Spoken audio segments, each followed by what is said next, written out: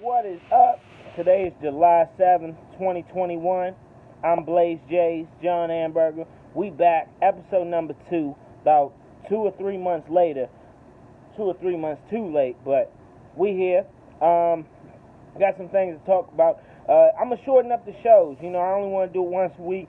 We do like 10, 15-minute shows, because I be watching stuff on YouTube. I don't be trying, watch episodes be like 30 minutes long. So we just going to keep it short. Just got a couple topics to talk about in the fight game. I'm a big boxing fan, love boxing. Repping my Maryland football, my Maryland Terps, 2008. I was in high school in 2008, but that's another story though. So we got some good stuff coming in the next few weeks. We also have had some good events go down, and I want to talk on some things, give some of my thoughts. First things first, I was going to say, I want to apologize. Last time I was talking bad about Canelo, and I know some people probably would say, oh, I'm a hater or whatever the case may be. And that's not true. I respect Canelo Alvarez. I think Canelo Alvarez is a good fighter. No doubt about that. I'd be willing to say he's an A- fighter. Like, that's how much respect I give. I mean, he one of the best. I think he's nasty. I think he can definitely fight for sure. I just don't like the way he picks his opponents, though. But he smashed Billy Joe Saunders. He smashed the other dude, Cullum Smith, smashed him. Canelo's ferocious, and he had another fight. He got rid of the guy, the Turkish dude, in like 3 rounds. I like Canelo. I definitely think he's good. No disrespect. The disrespect comes from his opponents, but his selection of opponents. But I did want to say, though, I'm loving who potentially they're talking about him picking next. Him picking Caleb Plant. I'm excited about it. And I know a lot of people don't think Caleb Plant can win. A lot of people are like, who the heck is Caleb Plant?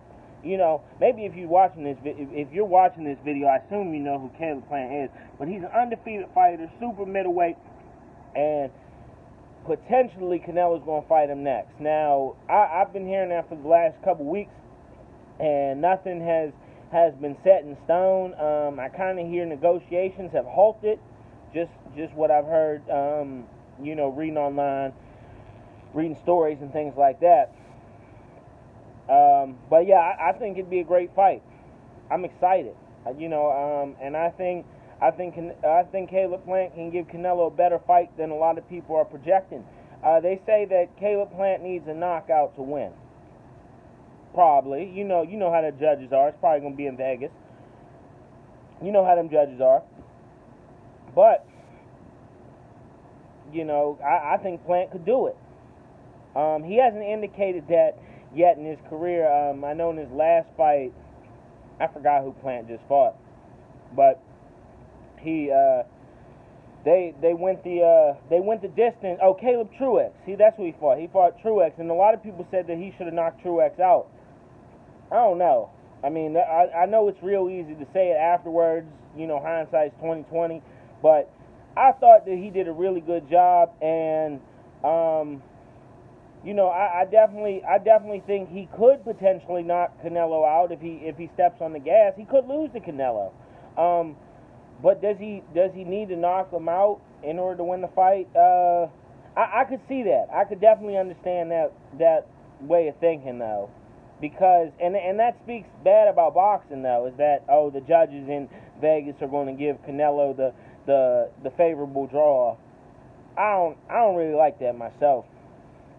It should matter on who's the better fighter. Who had the better fight.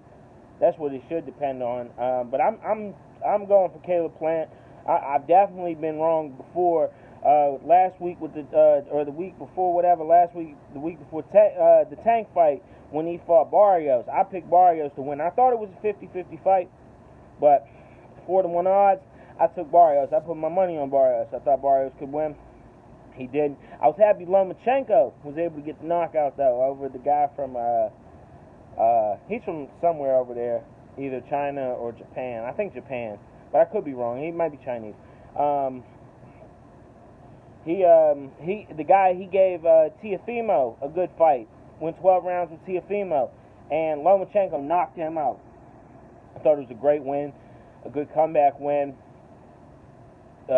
Coming back from the loss against Teofimo. I'm not so much a fan of the rematch between Lomachenko and Teofimo though. I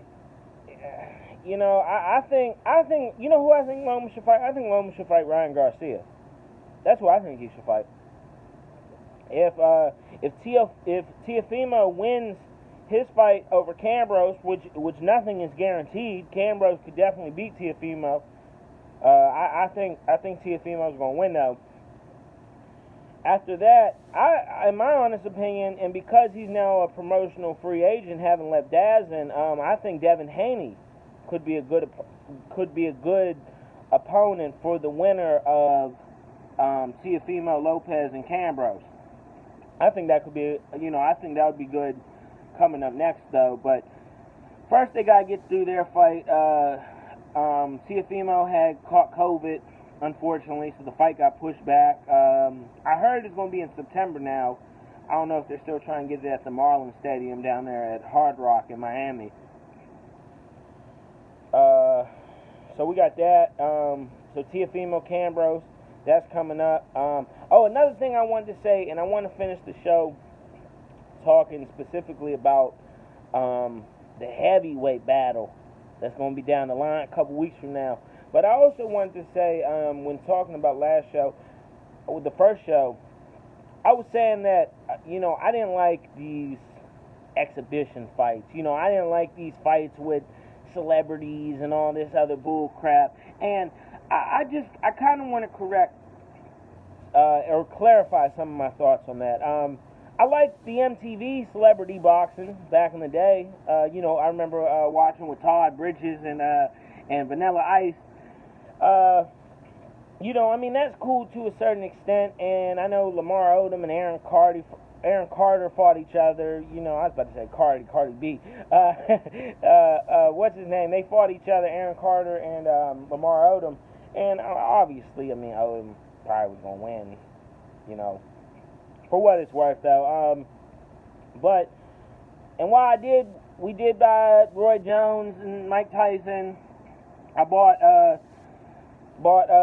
Floyd Mayweather, Logan Paul. We bought that fight too.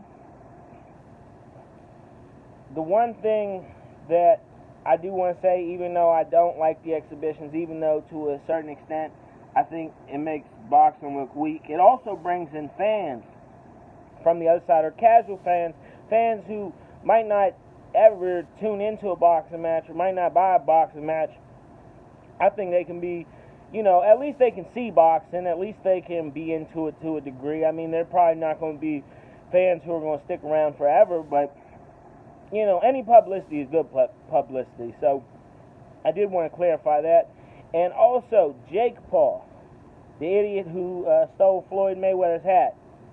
I think I was specifically talking about him when I was, his fight with the UFC guy, the wrestler dude, the dude who got knocked out in 6 seconds in the UFC. I think that was his last fight. He came and fight Ben Askren. He fought Jake Paul. I wasn't looking, I wasn't looking forward to the event. I don't even think I made a prediction. In all honesty, I thought Askren was going to win. I really thought that, Jake Paul, he's looked impressive in the gym, while he's looked impressive to a certain degree, and while he was able to knock Nate Robinson out and the guy before that, I just thought he was going to fight a real, fighter in Askren, and Askren was going to beat him. And he knocked Askren out. Knocked Ben Askren out. It's like, oh, snap. You can actually, you maybe can throw a little bit. And the one thing is, and so he's scheduled to fight Tyron Woodley. I think it was August 28th. I could be wrong about that. I'll give an update. I'm actually halfway looking forward to that fight now. The people who criticize Jake Paul, Who did Mike Tyson fight his first 3 fights? Who did Roy Jones fight his first 3 fights? Who did Evander Holyfield fight his first 3 fights? I mean, you can't be that mad at Logan Paul.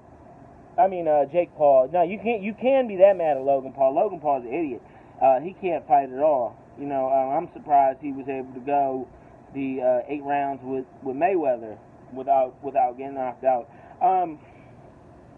But Jake Paul, yeah, I think Jake Paul could have potential at the very least. Maybe Tyron Woodley knocks him out. Maybe that ends the whole show right there. Show's over. I also was hearing that Tyson Fury's little brother, Tommy Fury, was interested in fighting Jake Paul. Maybe that happens. I don't know. We'll have to see after the Woodley fight. The last thing, though, that I wanted to get to before the show's over, like I said, real short. That's kind of how I want to do it, once a week, just, kind of along these lines, was I was going to talk about July 24th. Now, y'all know I love heavyweight boxing. If y'all didn't, I love heavyweight boxing. Y'all know now. I'm a big fan of it. And we got an epic event July 24th. I don't know where it's going to be at. I think it's going to be at the MGM Grand. Not 100% sure on that. We still got, like I said, a couple weeks before the event takes place. But listen to the undercard, though. We got Jared Anderson. He's fighting he's an undefeated American up-and-comer, like 9-0. He's fighting a guy who's 22-1, a guy who's undefeated. I forget his name, Vladimir something. He sounds like he's from Eastern Europe. We got that fight, 2 undefeated guys, East versus West. Love it. The next fight was going to be the upset, the rematch to the upset, which was the last fight before the pandemic, was Robert Helenius and Adam Kownacki. They going at it. Rematch. Time number 2. Let's get it. I'm excited for that. I'm thinking Kownacki's going to win. I'm thinking Jared Anderson's going to win. And the co-main event, which is going to be 2 undefeated heavyweights, Frank Sanchez from Cuba and Efe Ajabe from Nigeria. Should be an epic fight. 2 undefeated guys. And I could be wrong. I'm wrong all the time. I don't know nothing about boxing. You could see from my predictions. I don't know nothing. Wilder Fury 2 got that wrong. AJ Ruiz 2 got that wrong. AJ Ruiz 1 got that wrong. I did think Lomachenko was gonna win. I didn't know he was gonna win by knockout. But the what's his name? Gervonta Davis, Barrios got that wrong. I get fights wrong all the time. But I'm going with Jared Anderson. I'm going with Kownacki, and I'm going with Frank Sanchez. That's my 3 picks on the undercard. And then the last fight, Wilder Fury 3. Woo! We hype. Should be an epic night. I don't know what's gonna happen with that fight. I don't want to bet on it. I don't even want to make a prediction on it. We just gotta. It's one of them. We just got to see what happens. So that's how I'm feeling about that. It could go either way. I didn't think we was going to get here. I thought on August 14th we was going to have Wilder fighting Anthony Joshua for the undisputed heavyweight title. That's what I thought was going to happen.